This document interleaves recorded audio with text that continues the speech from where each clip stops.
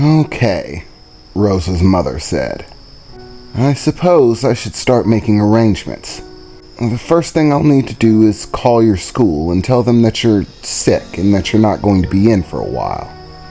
With the false health concerns that I've brought up, it should be pretty easy. Now, Rose, I'm going to need you to go pack a bag. Make sure that you have all the clothes that you need.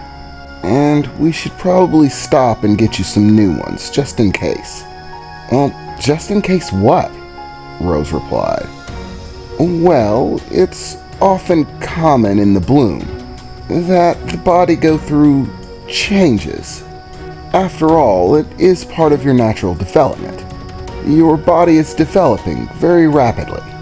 Now, this might not amount to very much physical change for the rest of your body, but then again, it is also common for some changes to occur. Mom, what changes are you talking about? Rose replied, starting to grow worried.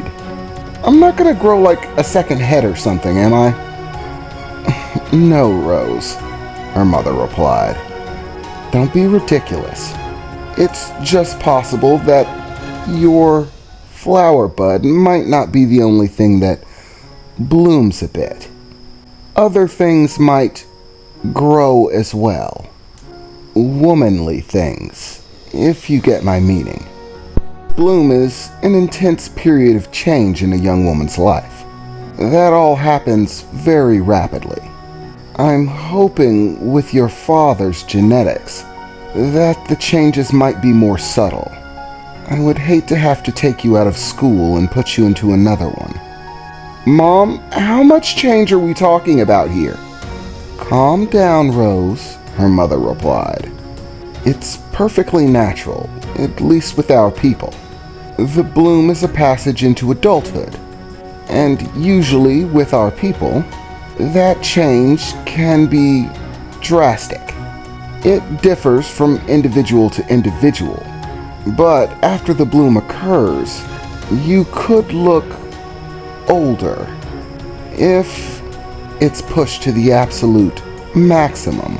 The greatest difference that our people regularly experience. You could go from looking like yourself to, well, looking like an adult, somewhere in your 20s, rather than in your mid-teens. What? Rose replied, shocked. Calm down, Rose. Once again, you're still thinking like a human being, which, once again, I do have to take responsibility for. I should have told you. But it's also very possible that the changes will be limited, that perhaps you'll just grow a few inches and put on a few extra sizes in specific places, but still look much the same age. Mom, that's not much better. I mean, really, what are the other girls at school gonna think if I come back with a few extra cup sizes? They're gonna think that I went to a plastic surgeon, and from then on, I'm gonna be boob job girl. Calm down, Rose. As I said, as a last resort, we could switch you to a different school, find a different place. But we'll see once your bloom is complete. There's no telling how much development that you'll undergo during the process. Remember, you are only half the same as me, so it's possible that your changes will be more slight and easier to pass off, as simply getting a growth spurt. I really hope so, Rose replied. Changing school would be such a pain. Having to get to know new people. Well, look at it this way, Rose. Now that you're included and know all the details, you'll no longer have to pretend that you're ill or need medication. It'll be much easier to disguise any nutritional supplement that you have to take. You could just claim that it's a special protein mix or something like that. Honestly, it's not far from the truth. So, no more having to pretend to take medications. In fact, you might be able to claim that at your current school. Once all is said and done, claim that the rare nutritional defect was cured recently. That they came up with a treatment that effectively means you no longer have to take the medication.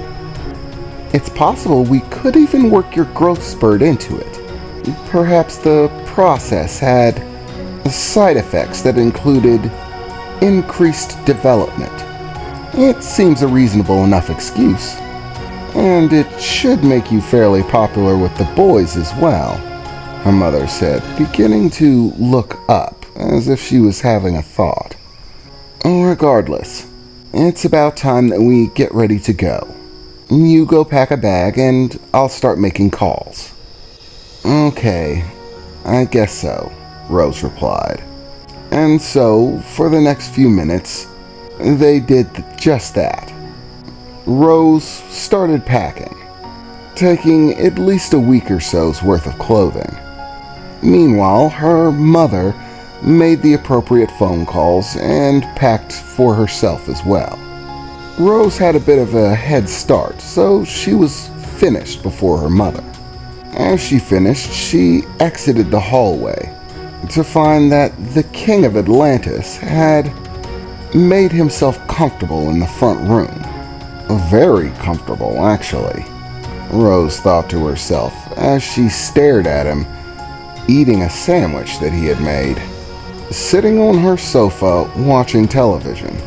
Well, haven't you just made yourself at home? Rose said. Yeah, well, I figure while I'm here, the man replied. I might as well take a few minutes to relax. I mean, me standing around or pacing isn't gonna make you guys pack any faster. Don't dwell on what you can't control. It'll only give you a headache. You know, in the rush of things, Rose replied, I never bothered asking you. King of Atlantis, what's your name? Oh, well, you can just call me Jax. Most of my friends do. My official name is actually Gabriel. Jax is more or less a secondary name. It's just my personal preference. But whenever I'm doing official things, I usually go by Gabriel. For whatever reason, people, regardless of how developed their society is, always like people to be more respectable in certain situations. It's stupid, but hey, people don't really change. You just gotta work with what you got. You know, I'd expect that if you were the king, that you'd have like servants or something, Rose asked. But it's just you and your daughter, right? She said, looking over to the blonde woman who was sitting on the couch beside him and had taken the liberty of opening a bag of chips and was snacking away. Sorry, but servants really aren't my thing, the man replied. Believe it or not, I've actually lived at both ends of the spectrum, from surviving on basically nothing to having a silver spoon in my mouth.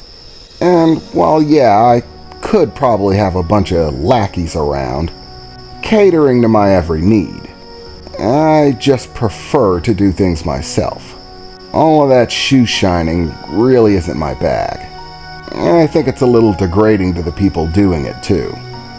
But there are advantages to being in charge of stuff. For example, I have an army.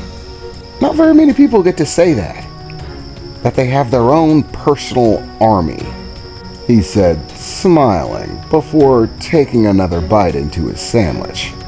So, what's Atlantis like? I mean, my mom told me that it's actually on the moon? I mean, that's a pretty far stretch from the original story. How did that happen? The man replied, as he started to scratch his head, chewing through his sandwich, finishing the last of it. Well, it's a long story, and I'd rather not get into the details. And believe me, when I say long story, I mean it. But suffice to say, with the advanced level of technology that we possess, Sticking around on Earth was, well, hazardous to people.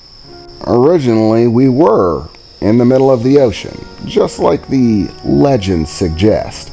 But as society developed, it became more and more important to separate ourselves so that we wouldn't influence you. Let you develop naturally, not accelerate things by exposing you to radically advanced technology. So, we picked up and took the entire city to the moon. We figured it'd be a while before, well, human beings got out there. Everyone looks at the space landing in '69 as the first time human beings set foot on the moon, but the truth was we were already there. But shh, the man said, holding one finger up to his mouth. That can be our secret for the time being. I don't want people knowing just yet. So if you could, keep the whole Atlantis on the moon thing under your hat. Don't run around telling people. After all, I'm very busy. As I said, I have lots of things on my plate. Like really, you would not believe how many.